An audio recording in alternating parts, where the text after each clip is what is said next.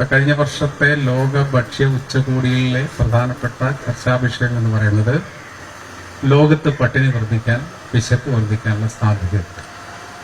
എങ്ങനെയാണ് പട്ടിണിയും വിശപ്പും വർദ്ധിക്കുന്നതെന്നുള്ള ചോദ്യമായിരിക്കും ഇപ്പോൾ നമ്മുടെ മനസ്സിലൊക്കെ ഉണ്ടാവുമല്ലേ. നമുക്കൊന്നും വിശപ്പ് വരില്ല എന്നുള്ള ഒരു ഉറച്ച വിശ്വാസത്തിലാണ് നമ്മളൊക്കെ ഇരിക്കുന്നത്. പക്ഷേ കാലാവസ്ഥ ഇങ്ങനെ പോയി കഴിഞ്ഞാൽ, പ്രകൃതി വ്യതിയാനം വന്നു കഴിഞ്ഞാൽ എന്താണ് സംഭവിക്കുക എന്നുള്ളത് അവിടെ ലോക ഭക്ഷ്യ ഉച്ചകോടിയിൽ ചർച്ചാ വിഷയമായിട്ടുണ്ട്. അതായത് നമ്മുടെ കാർഷിക ഉൽപാദനം കുറയും. കാർഷിക ഉൽപാദനം കുറഞ്ഞാൽ എന്തായിരിക്കും? മാർക്കറ്റിൽ കാർഷിക ഉൽപ്പന്നം കുറച്ചേ വരും. അങ്ങനെ കാർഷിക ഉൽപ്പന്നം കുറച്ചു വന്നാൽ എന്തായിരിക്കും? ഉള്ള സാധനങ്ങൾ വില കൂടും അല്ലേ? ഡിമാൻഡിനനുസരിച്ചുകൊണ്ട് സപ്ലൈ ചെയ്യാൻ കഴിയാതെ വരുമ്പോൾ ഉള്ള സാധനങ്ങൾക്ക് വില കുറയും.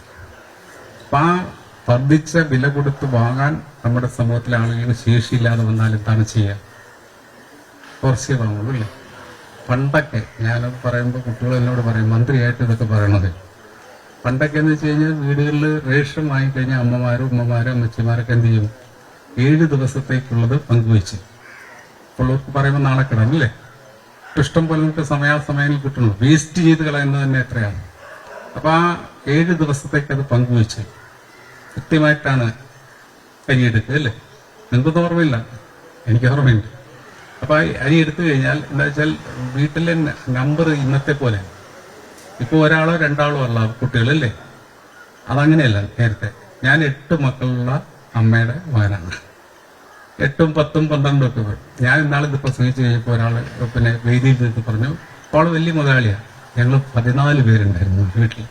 അപ്പൊ ഒരാൾ പറഞ്ഞു ഞങ്ങൾ 16 പേരുണ്ടായിരുന്നു. ഒരമ്മ തന്നെ പ്രസവിച്ചാണ് 16 പേര്.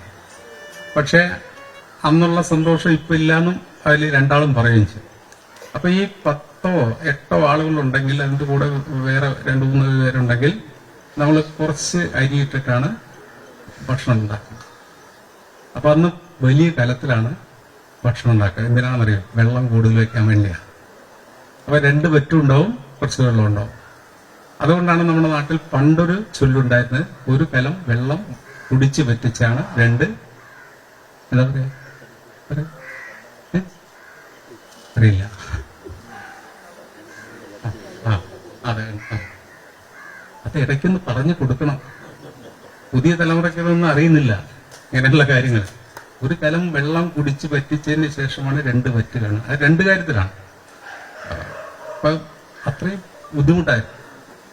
അപ്പൊ അത് അമ്മമാര് 10 പാത്രത്തിൽ വിളമ്പുമ്പോ എത്ര ഉണ്ടാവും? പിന്നെ അവർക്ക് ഉണ്ടാവില്ലൊന്നും. അപ്പോഴാണ് അമ്മമാര് മുണ്ട് മുറുക്കി കൊടുക്കാൻ പറഞ്ഞത്. അങ്ങനെയാണ് ഈ മുണ്ട് മുറുക്കി കൊടുക്കുക എന്നുള്ള ശൈലി വന്നത്. കാരണം വിശക്കുമ്പോൾ അല്ലേ, അതാണ് മുണ്ട കഴിഞ്ഞു പോകാതിരിക്കാൻ വേണ്ടി വീണ്ടും മുറുക്കുക. മുറുക്കി ചിലപ്പോ ആരാ പിന്നെ കൊണ്ട് അത്രയും പട്ടിണിയാണ്. അതാണ് അവസ്ഥ.